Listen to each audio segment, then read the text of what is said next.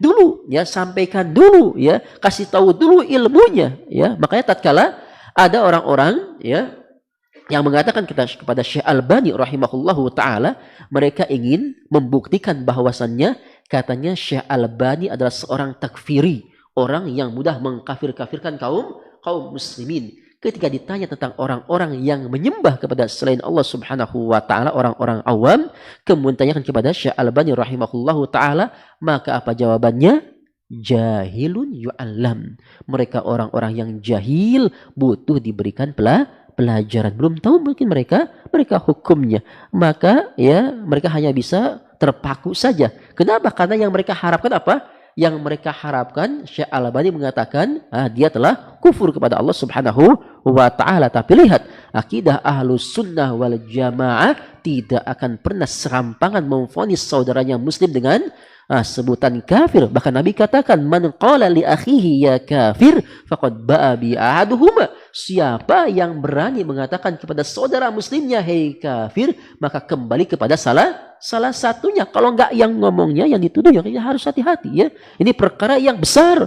Makanya perkara takfir tidak semua orang bisa untuk menghukumi dan memvonisnya. Ini perkaranya para ulama. Ini perkaranya para a'immah, bukan kita sebagai orang awam. Anda bisa kebayang nggak kalau antum boleh memvonis, ya? Yang satu vonis, akhirnya semuanya kufur kepada Allah Subhanahu wa taala kecuali satu. Siapa? Dia yang nggak kufur kepada Allah Subhanahu wa taala. Ini kejadian. Ya, kejadian. Ada sebagian orang berpaham takfiri, khawarij, kemudian apa katanya? Bapak kamu kufur katanya. Ibumu juga kafir katanya. Terus gurumu juga kafir. Kemudian siapa yang Islam di dunia ini? Cuma anak. Jahil, akhi. Subhanallah, ya. Semua dalam koridor keislamannya. Adapun masalah khilafiyah dari dulu, akhi. Enggak dari sekarang, ya. Antum jangan kayak jagoan neon yang baru lahir kemarin sore gitu kan. Masalah khilaf terjadi dari zaman dahulu. Antum kenal namanya Imam Abu Hanifah? Antum kenal namanya Imam Malik? Antum kenal namanya Imam Asy-Syafi'i? Antum kenal namanya Imam Ahmad ibn Hanbal? Ini disebut dengan 4 ulama mazhab. Dan kalau antum perhatikan daripada pendapat-pendapat mereka, hampir di setiap masalah fikih ada khilaf di antara mereka. Ada yang mengeluarkan mereka dari agama Islam? Enggak. Mereka semuanya a'immatul muslimin. Mereka semuanya adalah imam-imam kaum muslimin. Cuman yang jadi masalahnya apa? Antum tahu? Casingnya sama, itu yang jadi masalah, ya.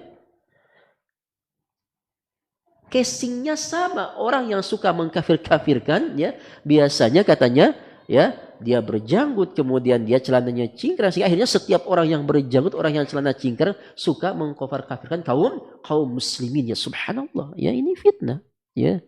Maka akidah Ahlus Sunnah wal Jamaah ini tidak serampangan di dalam memberikan kepada kaum muslimin gelar kafir. Ini harus melalui pembahasan yang mendetail. Itu pun yang membahasnya bukan kita, tapi para ulama yang mu'tabar, yang diakui keilmuannya. Ustaz, kalau di Indonesia minimal siapa? Ya minimal Majelis Ulama Indonesia, ya.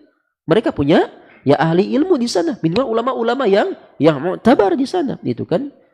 Enggak kita, subhanallah, ya. Kita jangankan masuk ke sana gitu kan. Bahasa Arab aja nggak kelar-kelar, ya kan. Insyaallah, ya. Nah, itu yang harus dipahami, ya. Berarti apa? Sampaikan dulu, ya. Diterima atau enggak itu urusan nanti. Yang penting sampaikan, tapi sampaikan dengan cara yang baik, ya. Sampaikan dengan adab, sampaikan dengan akhlak, ya. Kalau seandainya ada orang yang membenci kita, kemudian kita balas kebencian dengan cinta, doakan mereka, ya. Kalau mereka enggak mau mengucap salam, kita yang mengucap salam, itu kan. Jangan dibalik, ada orang salam kita enggak balas. Ini musibah di atas musibah. Makanya ilmu itu runut semuanya, ya. Maka seorang yang ilmunya baik, akhlaknya akan semakin baik, perilakunya akan semakin baik, ibadahnya akan semakin baik. Nah, Babat TV Sunnah, belajar agama baru alif.